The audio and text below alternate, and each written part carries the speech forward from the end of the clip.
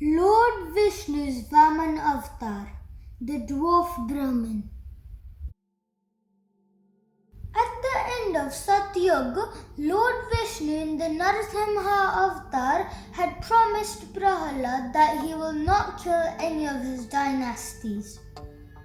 At the beginning of Treta Yuga, Prahalad's grandson Mahabali, the son of Virochan, was the king. Mahabali learned the Vedas from his grandfather Prahalad and later from his guru Shukracharya. As the Devtas had become immortal after the Samudra Manthan, they were very powerful. But they were scared of the fact that King Bali, being an ethical asura, would gain more powers if he wanted to. The Devtas defeated King Bali and his whole army and took control of his kingdom. One day, King Bali went to meet Guru Shukracharya to ask him for a way to gain back his kingdom as well as his powers. Guru Shukracharya asked him to perform 100 Ashwamedh Yagnas. By doing this, Bali would be crowned the king of the three worlds. He also told him that he must always give alms to Brahmins and to the poor to maintain his strength. King Bali agreed and started performing the yagnas with the help of Guru Shukracharya. With each yagna, he received immense strength, as well as a golden chariot with 4 horses which were as fast as the wind, a quiver with uncountable arrows, a flag with the symbol of a lion's head, and a divine armor. Along with this, Guru Shukracharya gifted King Bali an ever-blooming garland of flowers and a thunderous conch.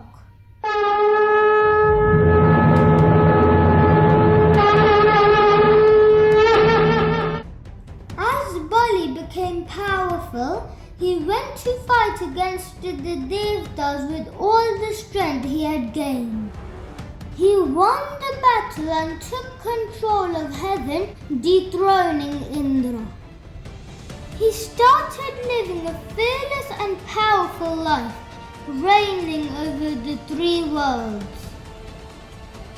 Meanwhile, Indra approached Acharya Brihaspati to learn a way to gain back the powers of the Devtas. He advised Indra to seek help from Lord Vishnu. Indra's father, Maharishi Kashyap, had also asked his wife, Aditi, to pray to Lord Vishnu as their children were in trouble. Lord Vishnu, pleased with Mother Aditi's prayers, appeared in front of her. When Lord Vishnu asked about her wish, she pleaded him to remove her son's pain and help him to regain his throne. Lord Vishnu told her that Bali is a true king and deserves to be in the place of Indra. Mother Aditi wasn't convinced. She explained to Lord Vishnu that Bali may be a true ruler, but the other asuras are not. Lord Vishnu felt she was right, and the other asuras would fall to their old cruel ways and go back to hurting people. He had to restore the balance of the world by crushing the pride of the asuras. He did not want to fight a war or kill his own devotee Bali, but knew he must use a tactical approach instead. Lord Vishnu reminded Maharishi Kashyap and Mother Aditi that he had promised to be their son in 3 lives. In the first life, he was Brishni garb born to Prishni and Sita. This is the second life where he will be born to them as a dwarf Brahmin.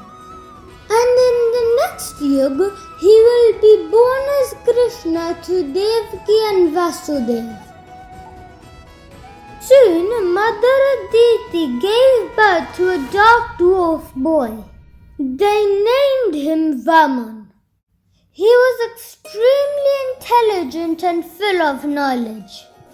At the age of 5, Vaman's sacred thread ceremony was performed and he was sent for his education. By this time, Mahabali had performed 99 yagnas. Guru Shukracharya advised him to perform the last yagna to maintain his victorious position and officially crown him as the king of the gods. On the day of the yagna, Vaman, the dwarf Brahmin, came to the place where King Bali was performing the yagna. He was wearing a deerskin outfit, holding an umbrella and a pot of water in his hand. Ratanmala, the daughter of Mahabali, saw Vaman and felt motherly affection towards him. She desired to feed her milk to him. Bali saw Vaman and welcomed him. He washed his feet with love and devotion. He offered Vaman any daan he desires: earth, gold, houses, horses, elephants or chariots. A daan is an offering in the form of a sacrifice that is much more than charity. A real daan is giving away something without any desire for a reward. Vaman told him that he heard a lot about Bali giving alms to Brahmins. He said he does not want wealth or luxuries, but only wants land which covers his 3 steps. All the people who were present were surprised to hear the request of the Brahmin. The Asuras laughed at him, thinking how much land can a young boy's 3 steps cover? But King Bali promised to grant him his wish. Just then, Guru Shukracharya came to King Bali and warned him to take back his promise or he will lose everything. He told him that this is not an ordinary boy. He is the Supreme Lord Vishnu himself. King Bali told his Guru that even if this is Lord Vishnu, he must give whatever he asks for. Guru Shukracharya reminded him that daan is only one of the 5 parts of his wealth which he should use. The first part should be used for fame and success. The second part for family and friends. The third for material enjoyment. The fourth to generate more wealth by reinvesting. And only the 5th part is for daan. Mahabali, being a truthful king, told Guru Shukracharya that he could not break his word. He asked Vaman to go ahead and take his 3 steps. Vaman was impressed by his truthful nature. Suddenly he started growing in size. He soon grew larger than planet Earth, going out into the universe. Taking the form of Trivikram, he took one large step and put it on Earth to claim it. He said, "Now the Earth is mine." Taking his second step, he put it on heaven and said, "Heaven is also mine, which I now return to the Devas." asked Bali where he should put his third step, as he had already claimed everything from him. Bali knelt on one knee and told Vaman, I now have nothing but my head to offer you. Please, take your third step on my head. Hearing his words, Lord Vaman blessed Bali to be the king of the underworlds. He took his third step on Bali's head and pushed him to Sutalok, which is above hell where he belonged. The construction of Sutalok was done by Lord Vishwakarma, the divine architect. By now, Ratanmala had developed hatred in her heart for Vaman, as he cheated her father and took away his kingdom. She felt if he was her son, she would feed him poisoned milk for doing this. The Lord fulfilled both her desires in her next life as Putana in Dwapar Yuga. Bali's kingdom had seen its golden era in his reign. Everyone was happy and there was no discrimination. They were completely free from crime.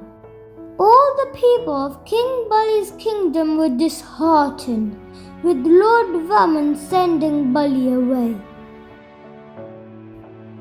Lord Vaman explained to the people that the earth is to be ruled by humans and not by an asur, even if he is a good ruler. So it was fine to move him to Sutalok where he belonged. Seeing the people's true affection and Bali's devotion, Lord Vishnu granted him a boon, which allowed him to visit his people on earth once a year. This day is celebrated in Kerala, which was the capital of Bali's kingdom. It is celebrated on Onam as a welcoming festival for Mahabali. Don't forget to like my video and subscribe to stay updated. Crucial stories!